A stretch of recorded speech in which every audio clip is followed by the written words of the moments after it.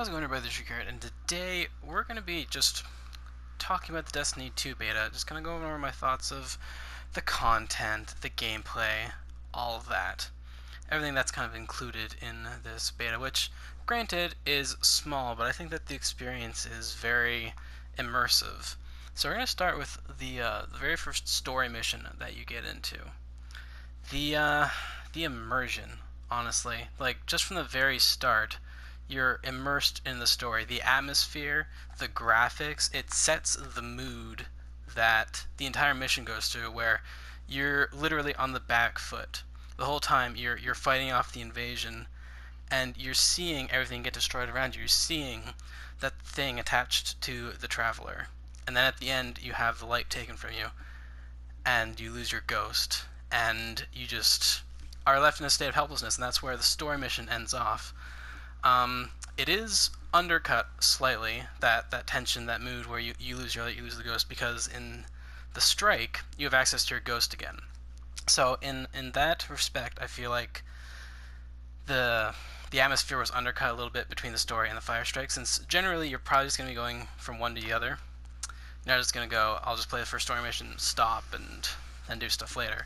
Since you're just probably going to be doing back-to-back of these things, I feel like it kind of undercuts it a bit, but other than that, just when you're going through the story mission, just in this scene right here, I just ran past a bunch of people, they're huddling, they're scared, and you're having to pull the doors apart, doors that would normally just open for you. You're in a bad way, and I feel like the game really makes that clear, and I loved that.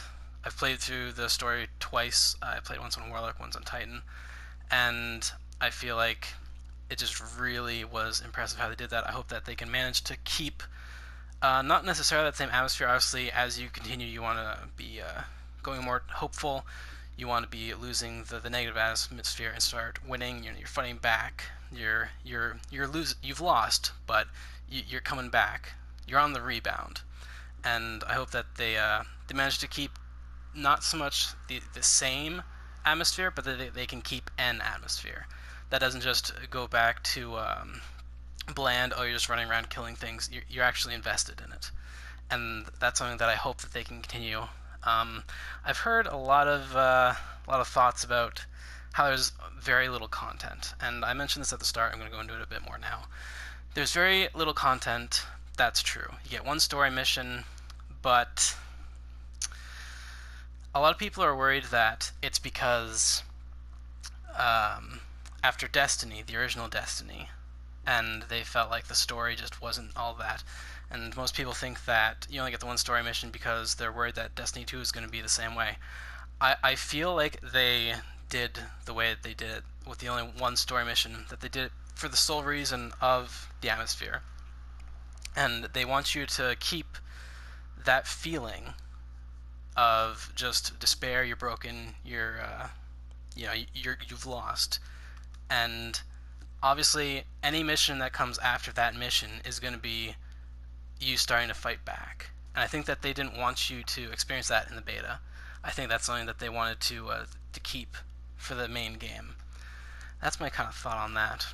Next up, gameplay. So good, so smooth.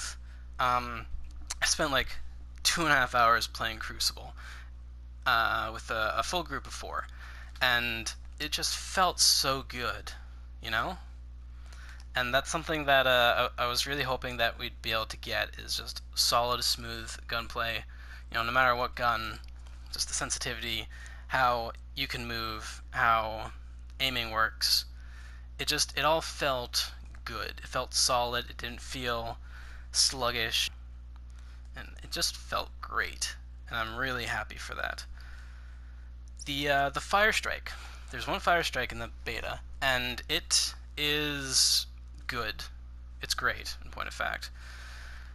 It feels so expansive, is the word I want to use. It felt expansive. Obviously, the story wanted you to keep moving in your own direction, make a beeline, but there was actually more to the map than just point A to point B. There was surrounding areas. There were areas where enemies were that was like off to the side, off the beaten track. And I really appreciated that. The the gameplay of it all was great. The boss battle was really good as well. Interesting mechanics. It wasn't easy, but it wasn't super hard. It found a good balance, I feel, especially if you actually have competent teammates. That makes it all the better. But there's a point in the Fire Strike where I want to point this out specifically. You're literally coming across a battlefield, and there are two warring factions, and you're sort of like a third faction coming in and just clearing both of them out. But when you come in, they're fighting each other, and so it really feels like you're stepping into a battle. You're stepping into a big skirmish, and you're undermanned. You know, they've got armies, you got three, but it never makes you feel overwhelmed. It just makes you feel like you've got a real fight on your hands, and you do. It's hard, but so rewarding when you actually get through it and you actually beat it. There are some negatives I will point out. Because it starts you off at max level with 200 power.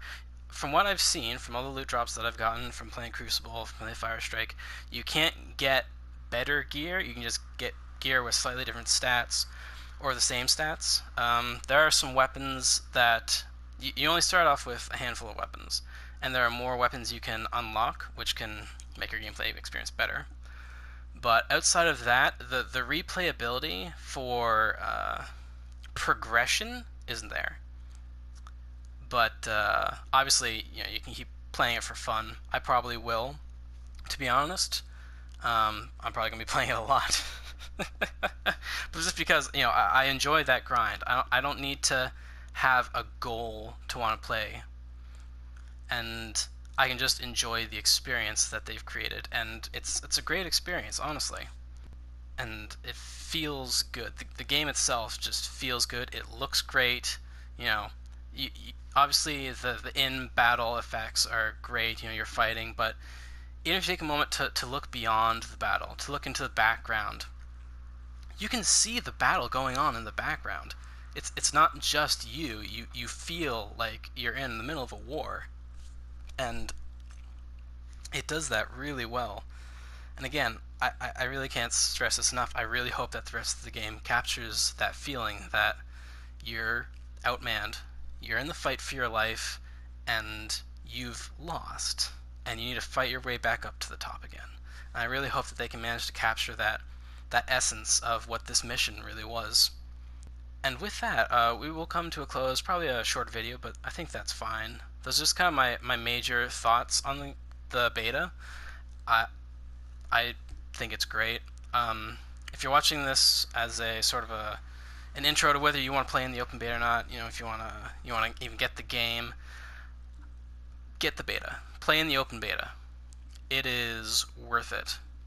Even if you only play the story, Fire Strike, and one match of Crucible, just to do your three things. That's still, I mean, the first mission takes you like half an hour to do. The first Fire Strike, assuming you don't wipe at all, probably about another half an hour. And then the Crucible matches are shorter, but still, you're looking at, like, let's just say, for sake of argument, an hour and a half of gameplay, just from doing everything in the beta on one character. But you want to experience all the different characters, because they all play so differently. As I said, I've only played the Warlock and the Titan. I connect better with the Warlock. That's just kind of how I play. I'm mobile. I'm supportish. That's the character I play, and the Warlock really fit into that well. But I know that each other character is gonna just play and feel as good for the people that those classes match the playstyle of. But yeah, I gotta say, play it, experience it. I would honestly, even if it's just so you can play through the story mode, the story level once, I think it's worth it, because even watching it doesn't do it justice. Playing it, experiencing everything that's going around you, experiencing the emotion, is just incredible. And of course, you obviously got the great voice actors. I can't applaud them enough, especially, I mean, I'm biased, but I love Nathan Fillion. I can't help it. He's just the best. And hearing him again is just fantastic, and I look forward to seeing more of Cade and everyone else during the game when it comes out in full release. But I would highly recommend, at very least, playing the beta. You will absolutely feel it worth it. If you love story, if you love gameplay, this is a game that I think you have to try. But with that, I will come to a close of my little rant. I do hope that you have enjoyed. If you did, feel free to leave a like, comment, and subscribe. Share your own thoughts, you know? Are there things in it that you don't like, that you do like? Let's see what's up. But until next time, guys, I'll see y'all later. Have a good one. Bye.